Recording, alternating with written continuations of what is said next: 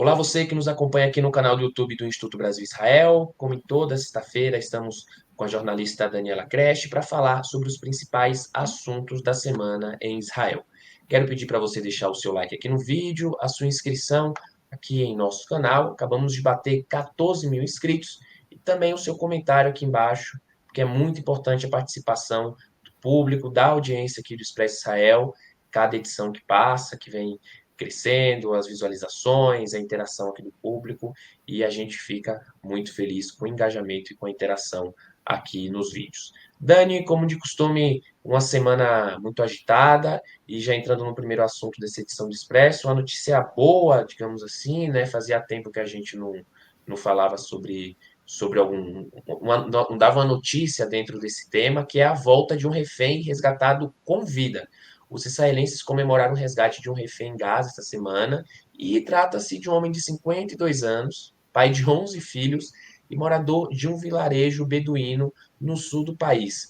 Como é que foi esse resgate e quem é esse homem que Israel resgatou em Gaza? Oi, bom dia, boa tarde, boa noite a todos aí, do outro lado do mundo. Realmente, essa semana os israelenses comemoraram muito, foi muito, uma alegria muito grande. São poucas as alegrias nos últimos 11 meses, né?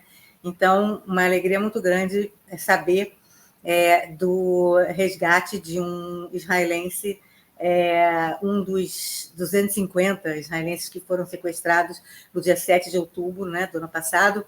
A gente vai fazer quase 11 meses, então esse israelense estava há quase 11 meses no cativeiro, e realmente foi uma surpresa, e ao que tudo indica, foi uma surpresa também para os próprios soldados que resgataram. Eu vou contar um pouco a história. O nome dele é Farhan Al-Qadi, e ele tem 52 anos, como você falou, pai de 11 filhos, ele é beduíno, ele é muçulmano, beduíno, não é judeu.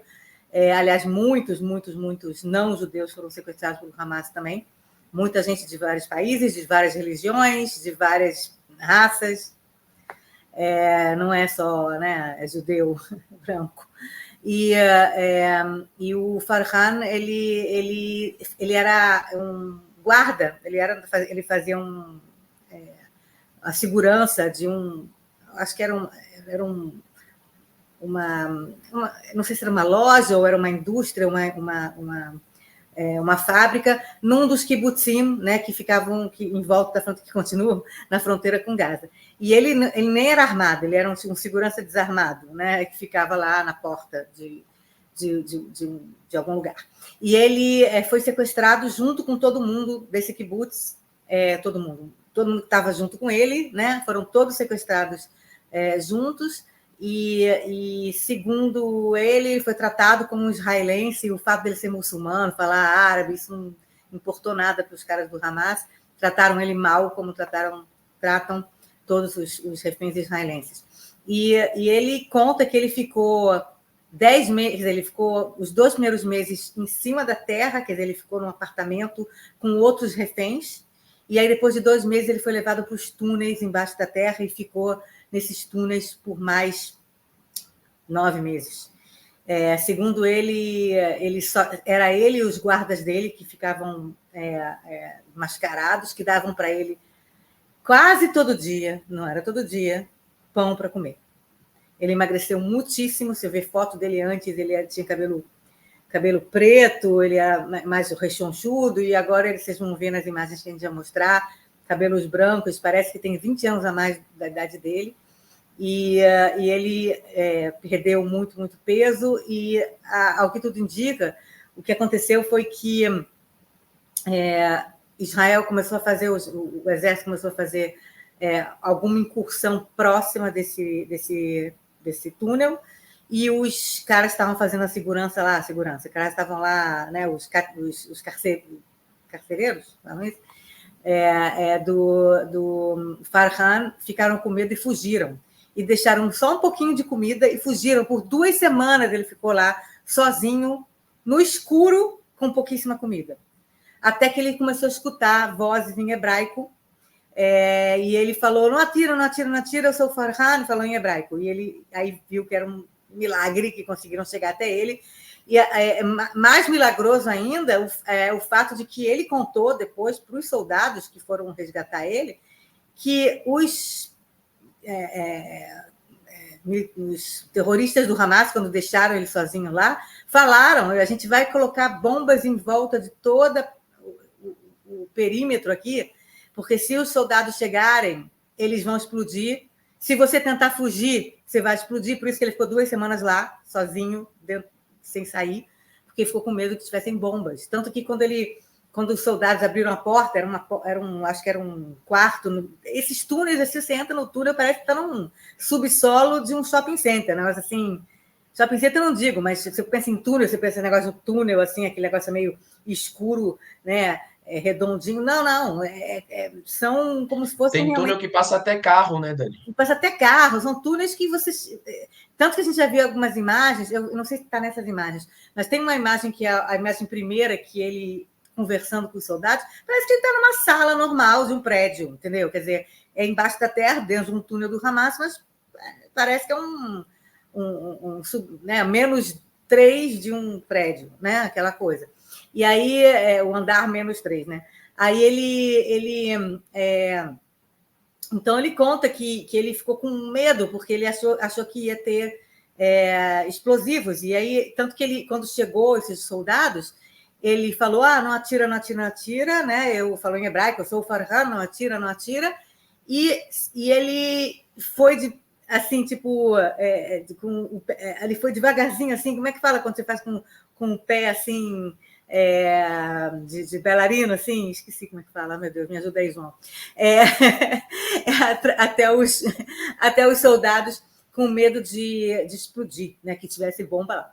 E aí, então, imediatamente, é engraçado porque é tão perto, o lugar onde ele estava é tão perto de Israel, é uma coisa tipo 1 quilômetro, sabe? É tão perto que em 2 minutos levaram ele para um helicóptero e em 5 minutos ele já estava no Hospital Soroka, né?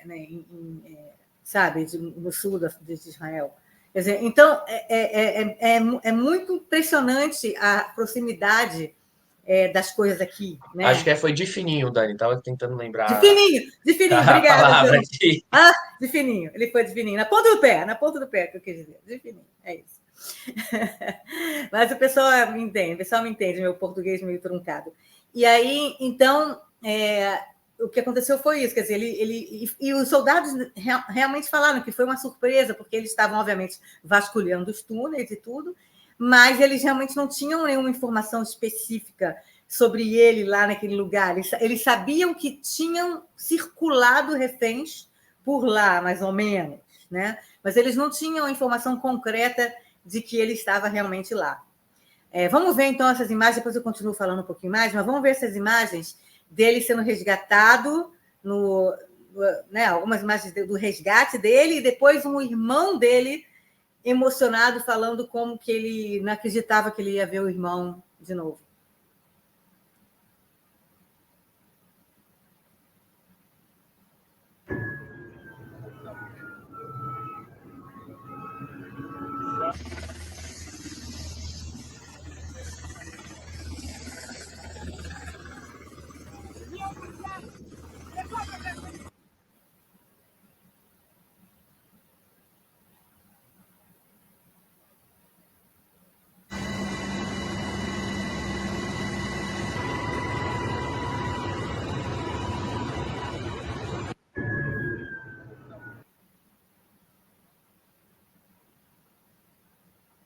Agora o irmão dele.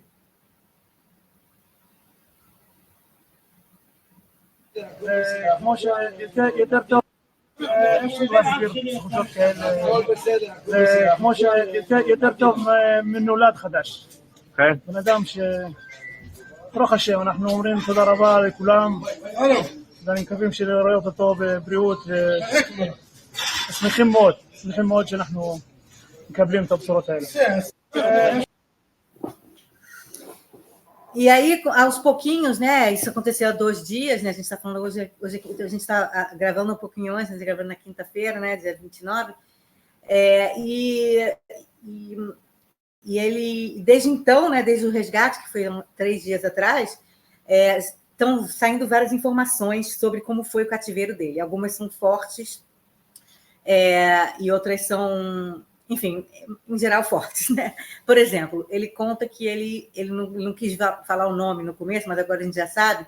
Ele conta que ele ficou algum tempo com um outro refém que estavam junto com ele, um refém judeu, né? Ele fala israelense judeu, e que morreu. E aí todo mundo ficou sabendo, se perguntando que refém é esse que ele viu morrer, mataram na frente dele. E aí, aos pouquinhos, foi saindo que o refém era o Aries Zalmanovich, de 85 anos, do kibbutz Nir Oz, de onde ele também foi sequestrado. Acho que não tenho certeza se ele foi sequestrado de Nir Oz, mas quem morreu junto com ele, que estava junto com ele como refém, era esse Aries Zalmanovich, que morreu em dezembro do ano passado, quer dizer, foi morto, né? Atiraram nele lá no cativeiro. Outra coisa que está saindo é como ele foi tratado, né? Ele foi, enfim, primeiro essa coisa de que ele não tinha quase comida para comer. Depois ele tem várias outras coisas que ele foi contando. Por exemplo, ele foi contando que teve uma hora lá que torturaram ele para ele falar mais alguma coisa de Israel, sei lá, torturaram ele e atiraram na perna dele. Ou esfaquearam ele. Deixa eu ver. Atiraram na perna dele e aí a bala saiu para o outro lado, alguma coisa assim, e aí, para fechar o ferimento, fecharam com agulha e linha, sem anestesia. Quer dizer, esse tipo de tratamento que o cara recebeu, mesmo sendo muçulmano, sendo beduíno, né? E imagina outras coisas que vão sair aí desse circo de horrores que ele passou, desse inferno que ele passou. Uma outra coisa interessante foram os primeiros telefonemas que ele recebeu de autoridades quando ele voltou. O presidente Yitzhak Herzog ligou para ele, e a primeira coisa que ele falou para o presidente foi... O presidente falou, que bom que você está de volta. Ele falou, obrigado, tal. Tem mais pessoas lá, tem que tirar todo mundo de lá. Quer dizer, o cara acabou de ser resgatado depois de quase 11 meses, e a primeira coisa que ele pensa é nas outras pessoas que continuam lá. E a conversa com o presidente foi praticamente ele o tempo todo falando tem que salvar o resto, tem que salvar o resto, e o presidente tentando falar de outras coisas, tipo, como é que você está? E que bom que você está de volta, e que não sei o quê. E ele sempre voltava para temos que salvar o resto das pessoas. Tá? Isso é a primeira coisa. A segunda coisa foi o telefonema do primeiro-ministro Benjamin Netanyahu, que ligou para ele também, obviamente, né, para acumular os louros aí, para né, ganhar uns pontos aí por um resgate. São 253 pessoas que foram sequestradas, realmente 100 e poucas voltaram, mas assim, a maior parte voltou em acordo de cessar-fogo, né, o acordo de troca de devolução. Só 8 pessoas até agora foram resgatadas em ações do exército israelense. E, obviamente, o Netanyahu só lhe faz uma ligação que depois divulga para o público quando é alguma coisa boa. Quando é coisa ruim, ele ignorou, não é comigo, né? Então, ele ligou para o Farhan, e aí o Farhan... É engraçado ouvir isso, porque é muito esquisito, mas o Farhan chamou o Netanyahu de Abu Yair. Abu Yair, que...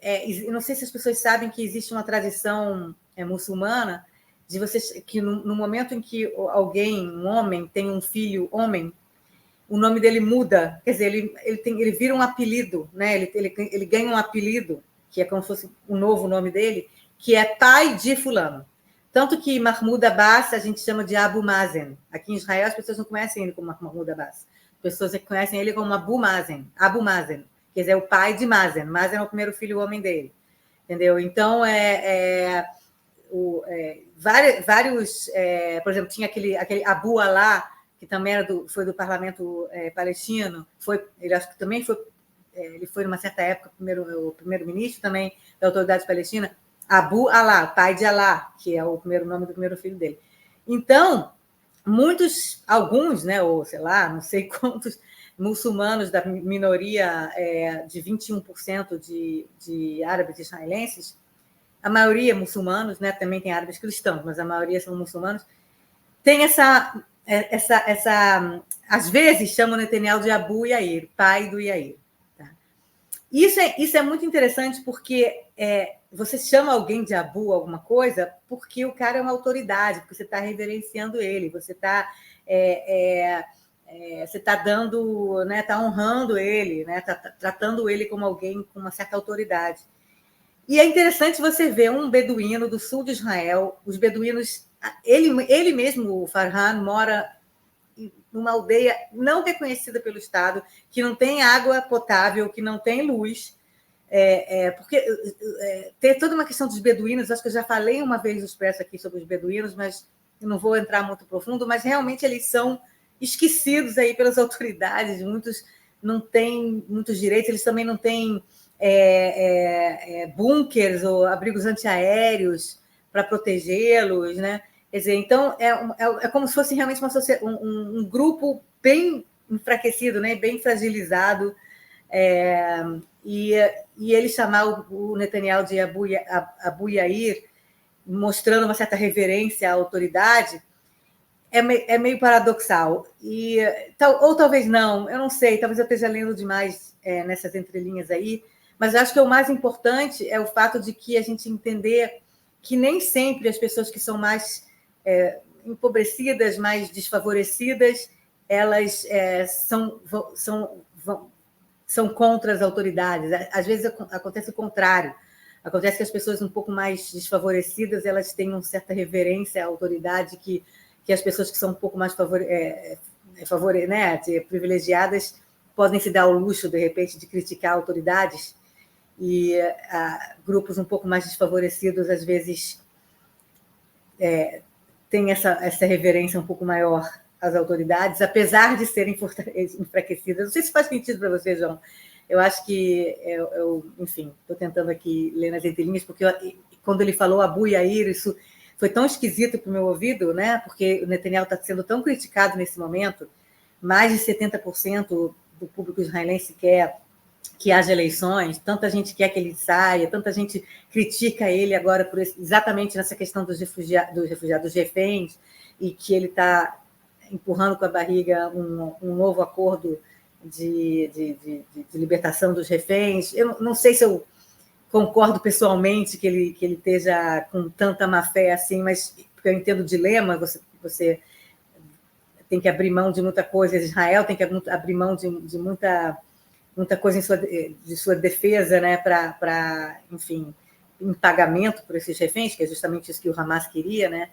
Então, negociar com um grupo terrorista é complicado, então eu já falei disso várias vezes aqui também. Então, de repente, você ouvir um cara fragilizado, que passou 11 meses no cativeiro, muita gente aqui culpando o Netanyahu por seu fracasso do 7 de outubro como sendo responsável por isso. E aí você vê um cara que uma das maiores vítimas do 7 de outubro chamando o Netanyahu de Abu Yair numa reverência, né? Quer dizer, é interessante. Eu gostaria de escutar um pouco mais especialistas sobre isso. Na verdade, eu estou falando assim meio da minha cabeça, mas eu achei interessante compartilhar aqui essa estranheza, né, que eu senti escutando ele falar Abu Yair. E assim, quer dizer, tudo bem, a felicidade dele ter sido resgatado, e a aldeia dele está em festa, e um montão de gente fazendo peregrinação até a aldeia dele para falar com ele, políticos, jornalistas. Eu acho que ele nunca na vida imaginou que ele ia ter tanta atenção, né, e tal. Mas realmente é uma alegria. Mas a questão da negociação por um acordo, né, de devolução dos reféns continua, a gente tem falado isso já há semanas. Eu imagino que, nesse momento, as coisas estão um pouco mais... Está tendo menos vazamento sobre essas negociações. As coisas estão acontecendo um pouco mais na surdina, assim, ou por debaixo dos panos, o que eu acho um bom sinal. É um bom sinal que você não esteja ouvindo os dois lados vazando, né, informações, ou criticando um ao outro, ou dizendo você não estava querendo, e você... O fato de que está tendo assim, uma certa chuchu, ninguém está falando. Então, talvez as negociações estejam um pouco mais sérias do que a gente imagina. Eu tenho ouvido muito aqui em Israel das pessoas, né, os especialistas, os analistas, dizendo que essa negociação está indo adiante, que pode ser que dessa vez, finalmente, saia um acordo com o Hamas de devolução dos reféns, em troca de muita coisa que já vai ter que dar, milhares de palestinos presos, palestinos condenados, né, à prisão perpétua ou a anos de prisão por terrorismo vão ser libertados, e Israel talvez tenha que se retirar totalmente da faixa de Gaza mesmo. O Netanyahu ainda continua achando que Israel tem que ficar naquele corredor Filadélfia, mas tem informações, por exemplo, que 80% dos túneis que passam por debaixo desse corredor, que era a fronteira entre Gaza e o Egito, já foram destruídos, que talvez o exército já tenha condição, de repente, de dar uma saída de lá, depois volta, tal, para, né, fazer o acordo. Então, tudo isso está unraveling, como se fala em inglês, tudo isso está acontecendo em tempo real, a gente está acompanhando em tempo real as coisas todas que estão acontecendo, e certamente a volta desse homem pai de 11 filhos, o mais novo dele ele nem conhecia, nasceu quando ele estava no cativeiro, a volta dele realmente emocionou todo mundo. É bem emocionante a volta dele. Eu vi um vídeo que foi publicado nas redes aqui, que é a família, né, no hospital correndo Correndo. para recebê-lo. Enfim, é praticamente impossível você não se emocionar, porque, como ele falou, a situação no cativeiro lá em Gaza é desumana, essa situação mesmo do ferimento, da costura do ferimento, sem cirurgia, sem nada. Você viu uma foto dele antes, um homem vivo, cheio de energia, de vitalidade ali, e hoje magro, apático, por conta de toda essa situação. E a gente espera que, assim como ele, foi muito interessante isso que ele falou também, né, Dani? Ele já cobrar, assim que voltou, falar, ó, tem outros lá, né? Voltem e resgatem eles, ou façam o possível para resgatar. E outro fato também é que não é um judeu, né? É um beduíno muçulmano. E isso faz que o exército foi lá, se mobilizou, resgatou. E essa situação, apesar da gente saber, né, ter um texto lá no site do IB, que eu até achei aqui, Beduínos em Israel, posso até colocar na descrição aqui também, cai por terra, né? Várias narrativas. A gente pode falar, né, João? A gente trazem. pode falar que Israel tem seus problemas, que tem também preconceito, tem racismo, como qualquer país, tem pessoas problemáticas, tem não sei o quê. Mas, no geral, uma sociedade que tem a convivência de várias religiões. A minoria árabe é uma minoria enorme, é 21%.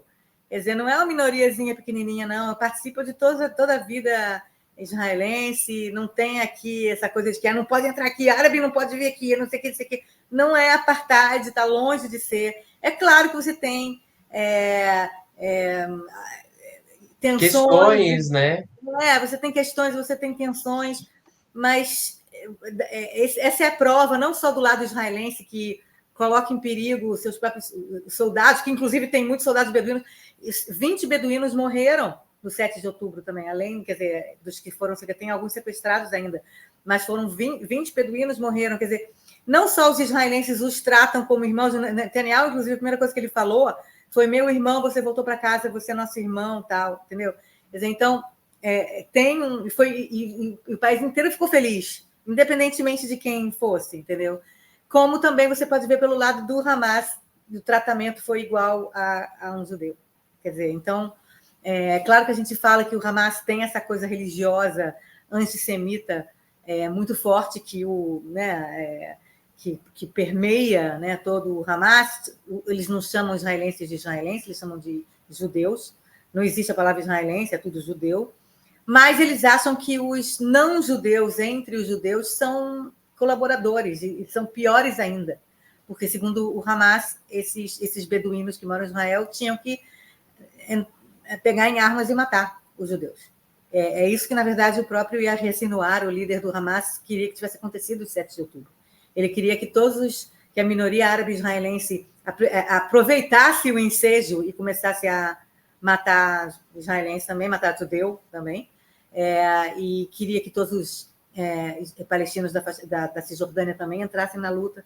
Quer dizer, o que o Yahya Sinwar queria era criar aqui uma explosão, né, de ódio, e ele não conseguiu. A gente não viu dentro da sociedade israelense árabes contra judeus. Até teve mais em 2021, que teve você sabe bem, bastante, né, que aconteceu em 2021. Dessa vez não aconteceu nada.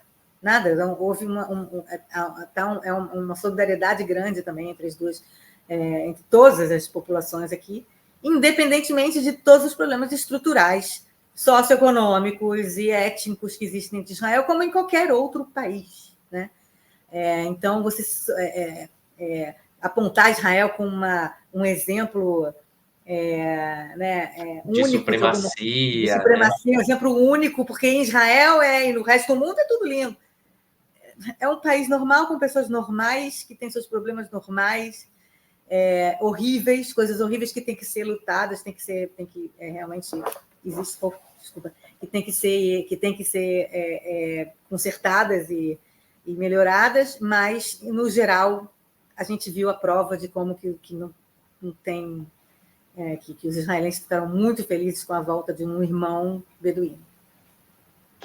É isso, que bom que esse refém aí voltou com vida, que possa encontrar sua família, seus 11 filhos, e a gente aqui ficar também acompanhando essas negociações, que pode sair, como a Dani falou, a qualquer momento, nos próximos dias, e que todos os reféns voltem para Israel. A gente sabe que muitos deles não se encontram com vida, mas a gente segue aqui acompanhando e na nossa torcida, né? Entrando no segundo assunto dessa edição do Expresso, a gente vai falar agora sobre dados de pesquisa de opinião palestina falsificados, né? Um anúncio do exército israelense está causando confusão em Israel, porque o exército disse ter provas que o Hamas falsificou pesquisas de opinião palestinas para mostrar que é popular. Mas o pesquisador nega. E aí, Dani, queria saber quais pesquisas são essas e como que o Exército conseguiu apurar a falsificação desses dados? Pois é, né? Isso está acontecendo neste momento, então eu vou colocar para vocês, até por uma promessa de na semana que vem fazer um follow-up para ver o que aconteceu, porque isso está acontecendo nesse momento, e algumas informações que eu estou falando agora podem estar erradas, porque realmente é um breaking news de hoje, né? O Exército anunciou que descobriu documentos da faixa de Gaza, né, em quartéis generais, em locais do Hamas, mostrando que havia um esforço sistemático de falsificar pesquisas de opinião. E essas pesquisas de opinião seriam o instituto que faz essas pesquisas de opinião, se chama Centro Palestino de Política, eu acho que em inglês, em português é difícil de traduzir, Palestinian Center for Policy and Survey Research, tá? E esse centro ele é muito, muito, muito famoso, muito bem visto. O líder, né, o pesquisador mor, é um cara chamado Khalil Shikaki, que é um palestino muito conhecido de Jerusalém Oriental. Eu entrevistei ele algumas vezes. Ele é um cara que faz há décadas pesquisas de opinião na Cisjordânia, na faixa de Gaza e com palestinos em geral, Jerusalém Oriental. E essas pesquisas são consideradas muito corretas, né? Ele é um cara, inclusive, você conversa com ele é um cara muito correto, ele é um cara muito... um pesquisador bem conhecido e bem visto, né? E aí seriam essas pesquisas desse centro que é muito bem visto, né? E aquelas pesquisas que têm mostrado que são a popularidade do Hamas, né? Que você apoia o Hamas, você não apoia o Hamas, não sei o quê. Que, inclusive, chocaram muitos israelenses nos últimos meses, né? Porque essas pesquisas mostram que palestinos da Cisjordânia, por exemplo, e também da faixa de Gaza, 65%, quer dizer, 2/3, 66%, 65%, apoiam o Hamas, ou apoiaram o dia 7 de outubro. Isso chocou muitos israelenses, porque eles imaginavam que os palestinos da Cisjordânia, principalmente, da faixa de Gaza, talvez não tenham liberdade para falar, talvez estejam brainwashed, sei lá. Mas os palestinos da Cisjordânia, a expectativa era que tudo bem, você pode condenar Israel porque você vê as imagens de palestinos mortos, etc. Mas você concordar com o 7 de outubro, que o Hamas fez, você e você apoiar o Hamas, um grupo terrorista que prega a luta armada e a morte de todos os israelenses e o fim de Israel como entidade, não convivência, não Estado palestino, nada disso, lei islâmica e Sharia e tal. Quer dizer, você descobrir, né, você vê em pesquisa de opinião, a opinião palestina apoiando o Hamas chocou muito os israelenses. E aí, também e essas pesquisas meio que foram usadas pelo governo, pelo primeiro-ministro, Netanyahu, tal, para mostrar, para provar que, olha, não tem com quem a gente conversar, o que muita gente apoia ou prega que o day after na faixa de Gaza deveria ser a autoridade palestina, né, o Mahmoud Abbas, e a autoridade palestina que deveriam atuar lá e controlar a faixa de Gaza. E o Netanyahu usou muito essas pesquisas para dizer, olha, não dá para a gente negociar ou falar ou achar que tem com quem conversar na autoridade palestina se você tem 2/3 da população lá que apoiam o Hamas. Então, a autoridade palestina e Hamas é a mesma coisa. Quer dizer, tem uma coisa meio que utilização desses números para deslegitimizar a autoridade palestina como um poder que possa tomar conta da faixa de Gaza no day after. E aí, então, vem essa notícia hoje que não, que essas pesquisas foram falsificadas pelo Hamas. O que faz sentido, porque a gente sabe que o Hamas falsifica os números de mortos na faixa de Gaza, exacerba, né, exagera os números, fala números aí sem a torto e a direito, todo dia morre 500 pessoas, quer dizer, então o Hamas ele inventa números, a gente sabe disso. Então faz sentido você ouvir, não, eles manipularam os resultados dessa pesquisa. Quero primeiro mostrar o que saiu nos jornais hoje, israelenses, de como teria sido essa manipulação. Mostra aí, os dois, eu acho que são 2 slides. Esse primeiro diz, né? Quem que você acha, né, que vai ganhar a guerra? Aí o resultado manipulado, falso, é que 50% acreditam que o Hamas vai ganhar a guerra. E o verdadeiro seria que 30% só pensam que o Hamas vai ganhar a guerra.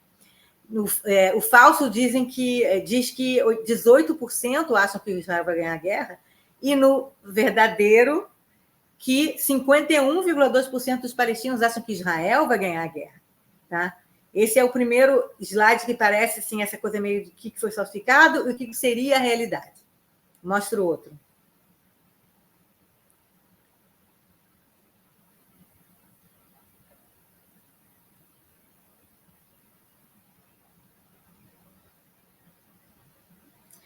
O outro esse é o mais importante. Esse mostra assim, numa eleição presidencial na Autoridade Palestina, e que o Mahmoud Abbas concorre como candidato pelo Fatah.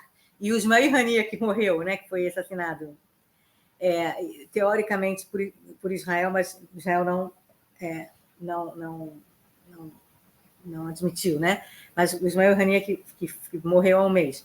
Se fosse o Mahmoud Abbas de um lado, Ismail Haniyeh concorrendo pelo Hamas, quem você votaria, tá? Então, o resultado falso diria que 22% votariam pelo Mahmoud Abbas, sendo que, na verdade, seria 25,8%.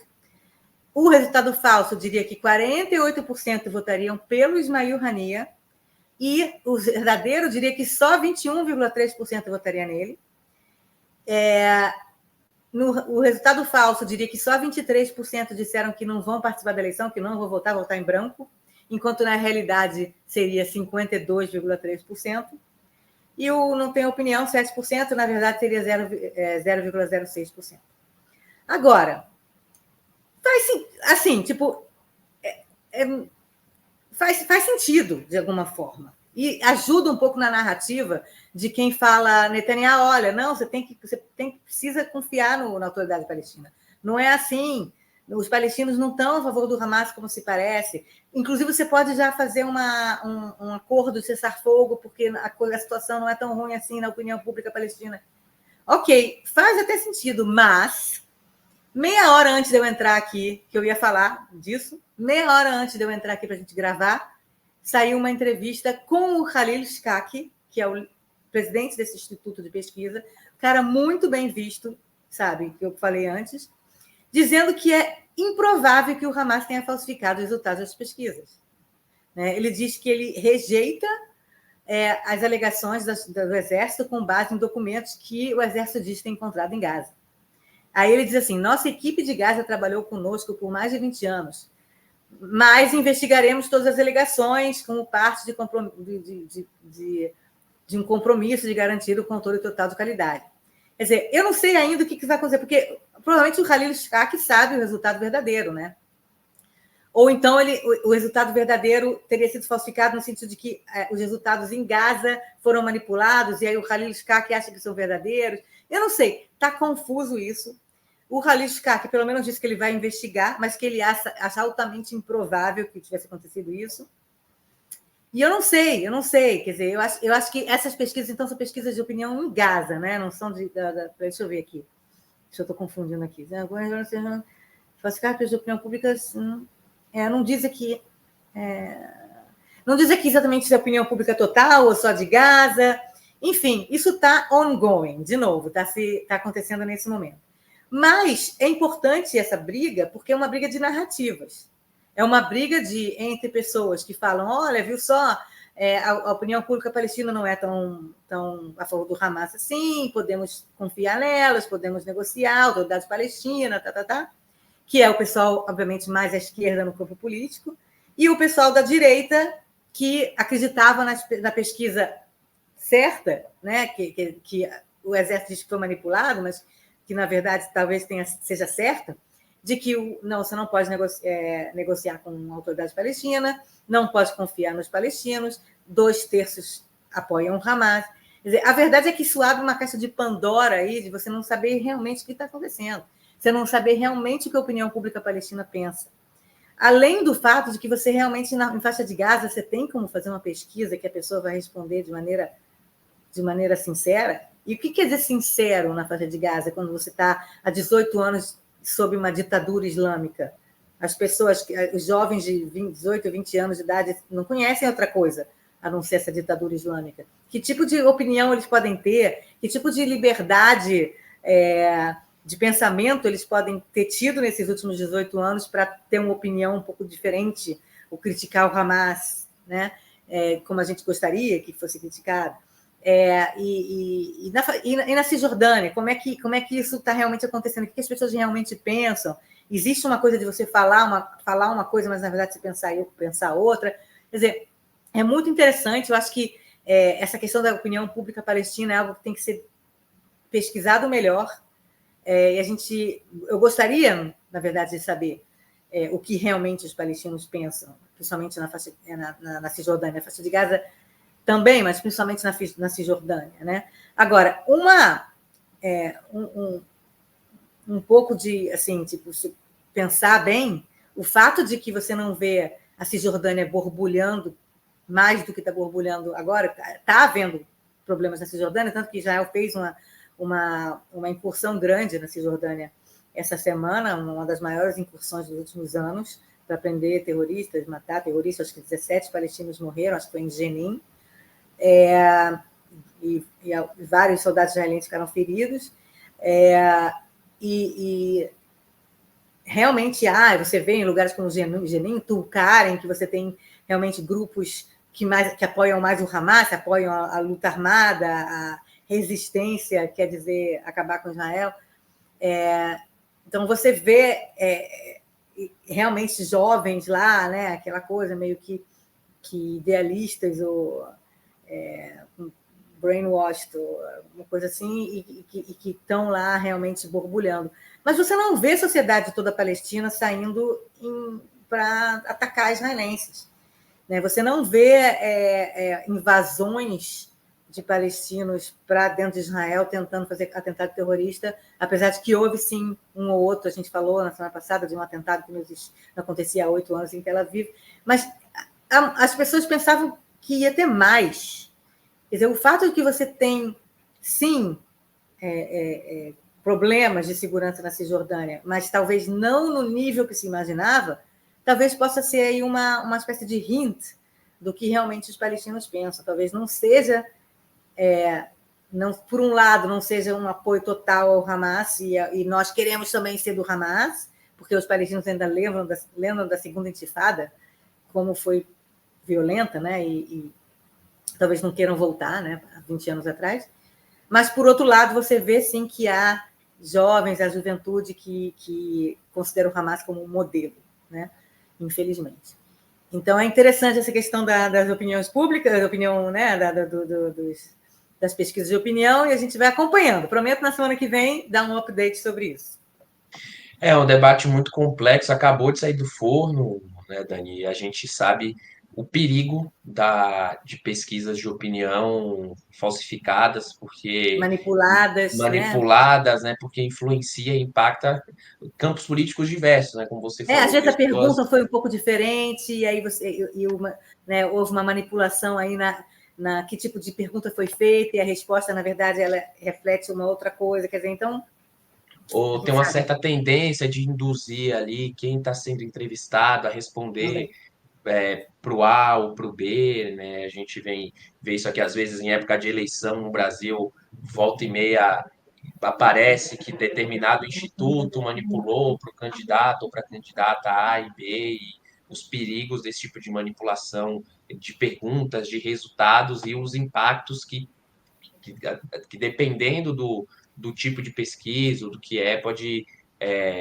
influenciar na sociedade, nas decisões políticas que determinado Sim. governo pode tomar. Então, com certeza aqui na próxima semana a gente vai trazer atualizações aqui sobre os desdobramentos dessa investigação que apurou que as pesquisas de opinião palestinas eram manipuladas, falsificadas aí, né?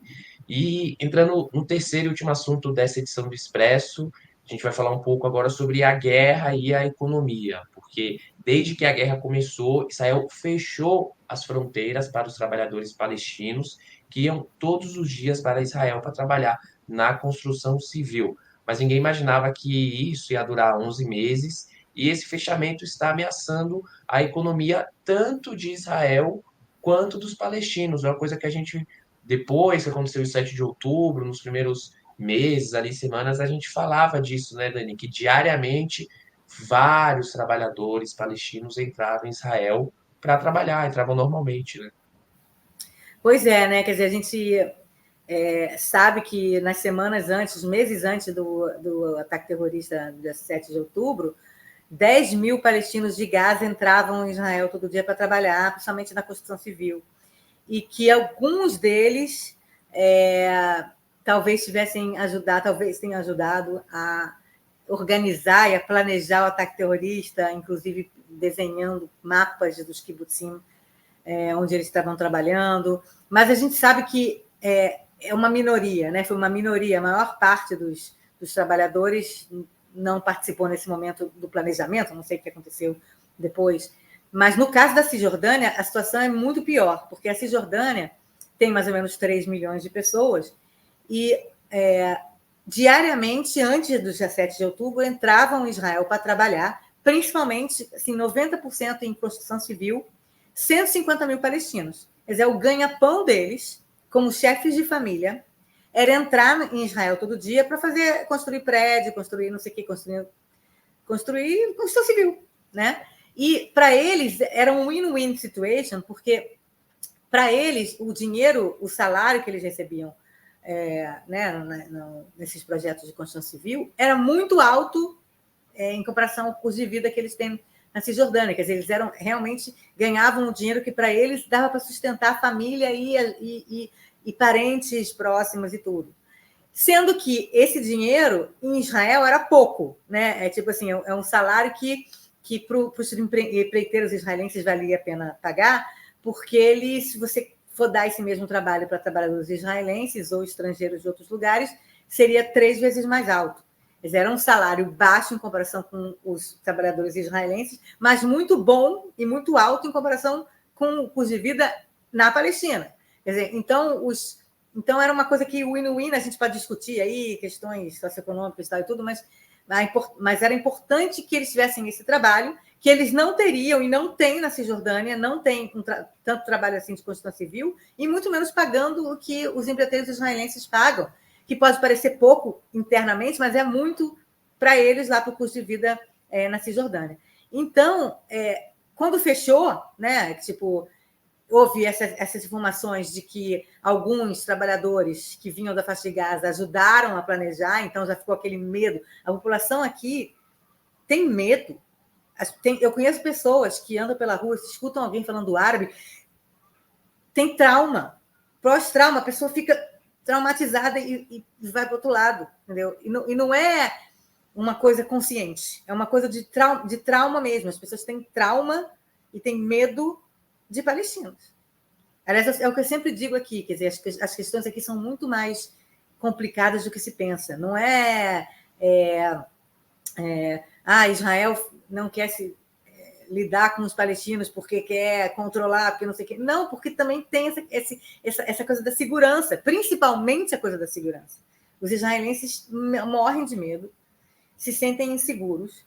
E depois do 7 de outubro, por exemplo, eu tenho uma amiga que tinha, sei lá, uma construção num prédio do lado dela, uma construção do prédio do lado dela, e ela, depois do 7 de outubro, ela falou: eu não quero de jeito nenhum chegar na minha casa e passar por uma construção que tenham lá trabalhadores palestinos falando árabe e não sei o quê. Só que ela não sabe quem são palestinos, quem são árabes israelenses, mas, enfim, todo mundo sabe, na verdade, que os trabalhadores de construção civil, em geral, eram palestinos. Então, ela ficava morrendo de medo e falava: eu não quero que essas pessoas circulem no meu bairro. Eu sei com o meu filho e eu não sei o que e tal, e tem lá, eu não sei de onde que eles vieram, o que eles vão fazer comigo.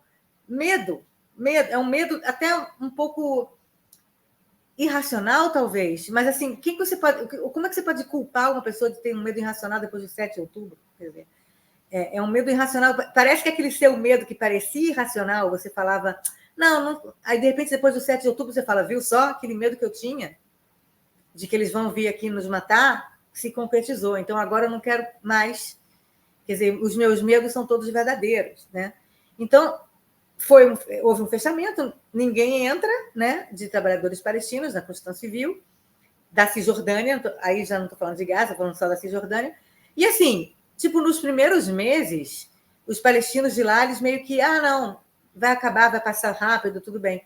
Só que a gente já está há 11 meses desse conflito, vai chegar a 1 ano. Sabe o que é 1 ano sem você ter construção civil? Porque o que acontece? O que Israel fez, assim, tentando, né, contornar a falta de trabalhadores palestinos? Primeiro, árabes israelenses trabalhando na construção civil. Mas, como eu falei, eles cobram muito mais caro, porque o custo de vida em Israel é diferente, e os empreiteiros não têm condição de dar trabalho para todos. Eles dão trabalho, mas para muito menos pessoa, e a construção demora muito mais tempo, né? Segundo, por exemplo, o metrô de Tel Aviv está sendo construído, o trem leve, né? Você andou de trem leve aqui. Então, tem outras linhas que estão sendo construídas. Essas linhas precisavam de ter 8.000 trabalhadores trabalhando nessa nova linha, a linha roxa, que está sendo construída agora. Só tem 800. Só 10% dos trabalhadores que deveriam estar fazendo o metrô de Tel Aviv estão trabalhando.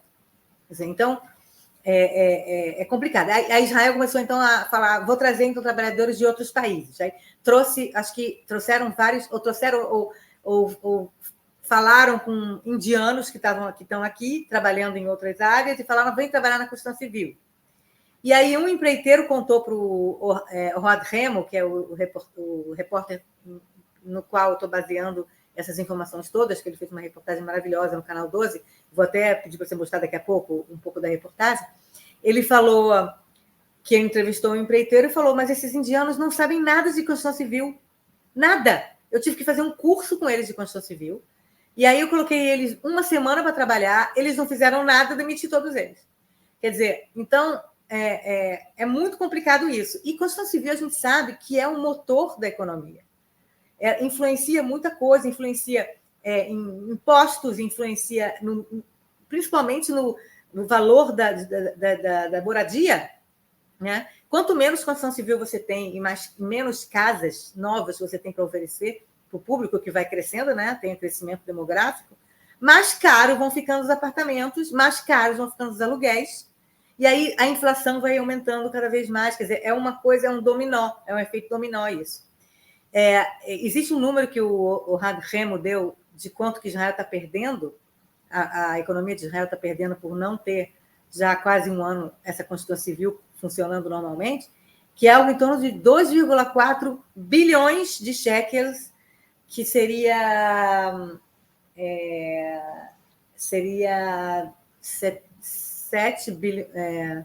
700 milhões de dólares por mês até agora, entendeu? Uma coisa assim, só pela falta dos trabalhadores palestinos. E assim, vai piorando com o tempo, né? Eu queria que você colocasse aí, então, um pouco da reportagem, depois eu falo do lado palestino da moeda também, que é mais trágico ainda, mais complicado ainda.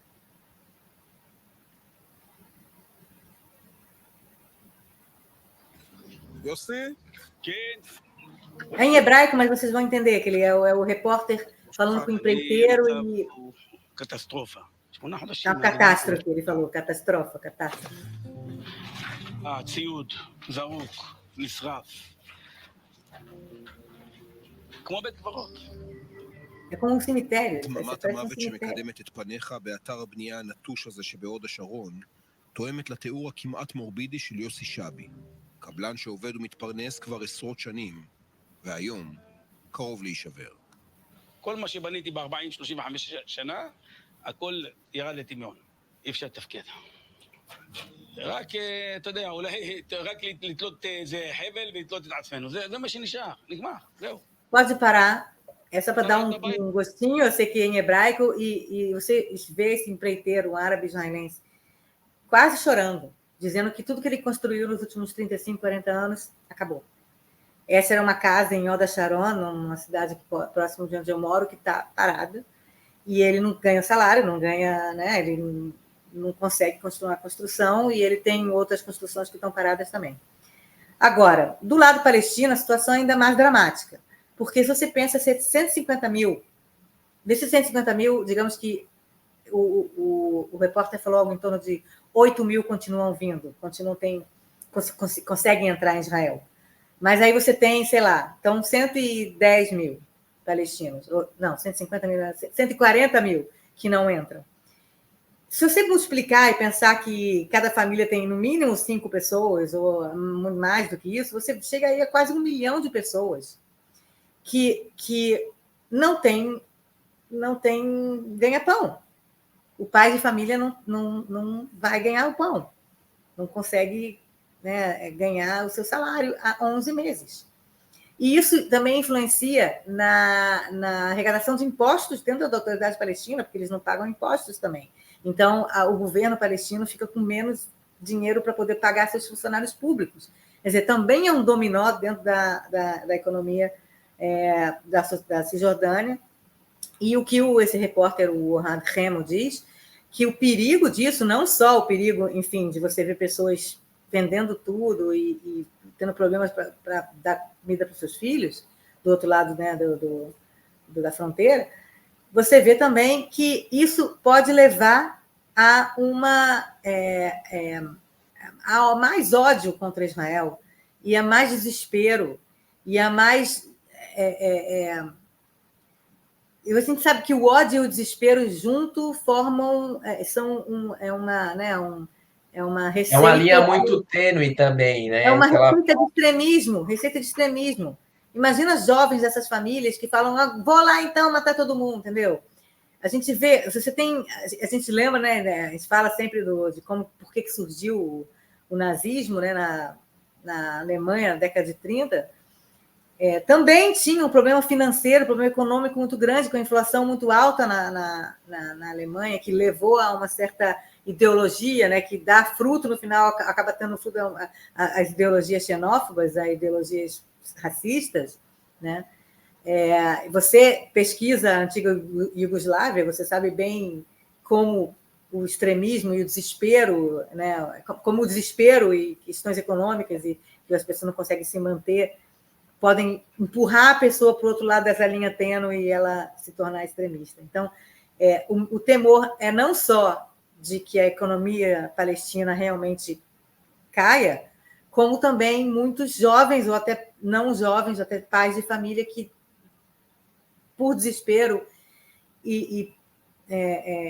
né, acabem apoiando ou passando para o lado de quem acha que existe uma solução mais fácil para tudo isso, que é o terrorismo. Entendeu? Então, o que esse repórter diz é que o governo israelense está sabendo tudo isso e está muito preocupado, e que isso talvez seja uma das coisas que esteja levando o Netanyahu, por exemplo, a se flexibilizar um pouco mais as suas exigências para um acordo de cessar-fogo, porque a economia israelense não vai poder.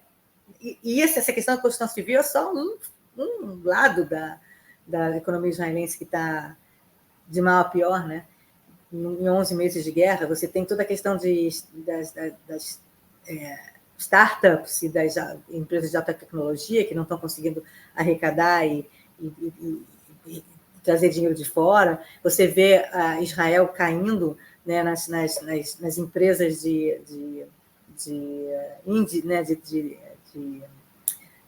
que dão notas, né, sobre o crédito de Israel, que estão todas diminuindo as notas de Israel. Quer dizer, então, é uma questão, novamente, usando a ideia do dominó, alguém precisa parar esse dominó, alguém precisa colocar, para aí, vamos voltar um pouquinho para trás e tentar reconstruir e refazer a economia, porque senão... Quer dizer, então a guerra ela não tem só o lado de mortes terríveis dos dois lados e de custos horríveis, né, o custo humano e o custo psicológico, o custo financeiro também de armas e armamentos, não sei o quê. Você também tem essas consequências na economia que a gente vai viver pela próxima década. É quase como se Israel tivesse agora tendo que lidar com uma década perdida, no mínimo, se parar agora, né? A guerra. Então, são questões que a gente tem que pensar quando a gente pensa em guerra, não é só o rufar dos tambores, é também, né, o rufar das armas, é também toda essa questão aí que às vezes a gente esquece de ver, né, a gente não percebe.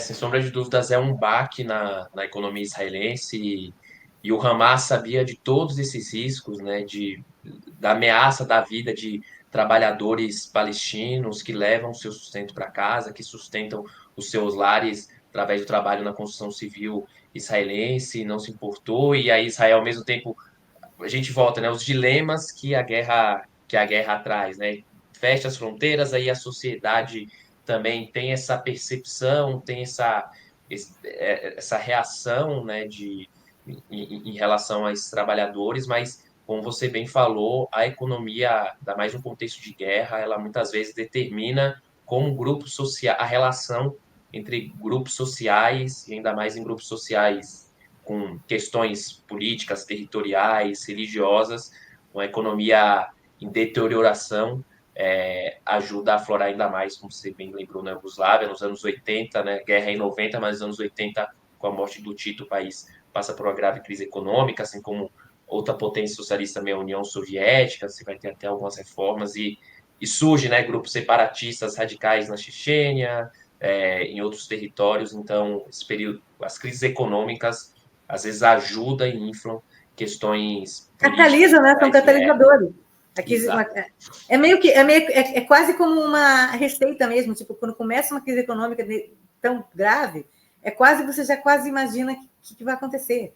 Quer dizer, então, são catalisadores, são sinais de coisas piores que podem acontecer. Exatamente. A gente espera aí que, né, que a construção civil em Israel volte a crescer, que de fato, né, quem sabe aí, né, Dani, nesses acordos aí que estão sendo negociados no Catar, alguma concessão para os trabalhadores da Cisjordânia, até mesmo de Gaza, aí estejam nas entrelinhas desse possível acordo aí entre Israel e o Hamas. Com isso, a gente vai chegando ao fim de mais uma edição do Expresso. Quero agradecer a você que chegou aqui até o final desse programa. Opa. Minha filha chegou. Fala oi aí, pessoal. Oi, Maia. Desculpa. Imagina. Então, fala aí, Agora, volta de novo. Quer? Fala. agora eu vi a Maia, que eu não tinha visto aí das Pois duas é, vezes, igual ela estava ele dormindo. ficou em casa enquanto você estava no lá. Bem-vindo. Ele está no Brasil, ele conseguiu voltar para o Brasil. Agora está terminando, tá? Então, Só bater aqui. Com isso, a gente vai chegando ao fim de mais uma edição aqui do Expresso Israel. Quero agradecer a você que chegou até o final do programa. Pedir para você deixar o seu like aqui no vídeo, a sua inscrição em nosso canal se não for inscrito, também um comentário aqui abaixo do vídeo. Lembrando que também vou deixar aqui anexado o texto da Dani, que explica um pouco melhor sobre a situação dos beduínos em Israel. Dani, muito obrigado mais uma vez e nos vemos semana que vem. obrigada a você e a gente se vê semana que vem. Tchau. Um abraço, tchau, tchau.